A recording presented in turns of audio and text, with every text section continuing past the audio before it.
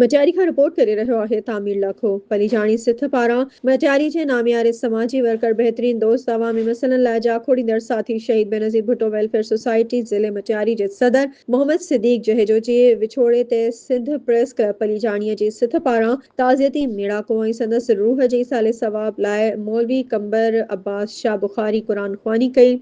उन मौके ते संदसि फर्जंद एडवोकेट सुहेल अहमद जहेजो, गुलाम मोहम्मद मेमण, सईद इमदाद अली शाह बुखारी, अब्दुल गफ्फार मेमण, उदास सोलंकी, सागर सोलंकी, रिज़वान अली सोहो ऐं ॿियनि मोहम्मद सिद्दीक जहेजो जी कयल काविशुनि ते रोशनी विझंदे चयो त मरहूम मोहम्मद सिद्दीक जहेजो जी ज़िंदगी असांखे सेखारे थी त समाजी वर्कर लाइ कंहिं वॾे उहिदे जे या वसीलनि जी ज़रूरत न हूंदी आहे। उन लाइ बस ईमानदारी ऐं नेक नियती जो जज़्बो हिमत जी ज़रूरत हूंदी आहे। संदसि कयल ख़िदमतुनि खे हमेशह यादि कयो वेंदो ऐं संदसि मिशन खे जारी रखियो वेंदो। संदसि समाजी किरदार खे साराहियो वियो ऐं संदसि बुलंद दर्जात लाइ दुआ घुरी वई। प्रोग्राम जी सदारत पीपी डिस्ट्रिक्ट काउंसिल जे मेंबर अब्दुल गफ्फार मेमण कई। मेहमान ख़ास एडवोकेट सुहेल अहमद जहेजो, एजाज़ी मेहमान अली दोस्त मेमण, सैयद महर अली शाह मस्त जो गादी नशीन, सईद इमदाद अली शाह बुखारी, गुलाम मोहम्मद मेमण, सदाम हुसैन जहेजो, महबूब अली जहेजो, सदीर अहमद जहेजो, एडवोकेट अब्दुल वाहिद सुमरो हुआ। उन खां अलावा मज़हर अली चांडियो, आसिफ अली समो, नियाज़ अली चांडियो, मुनीर हुसैन पलीजो, महबूब अली मेमण, सरफराज मेमण, सहाफ़ी जानड़ फ़कीर एजाज अली मेमण, नरेश कुमार, राजू खान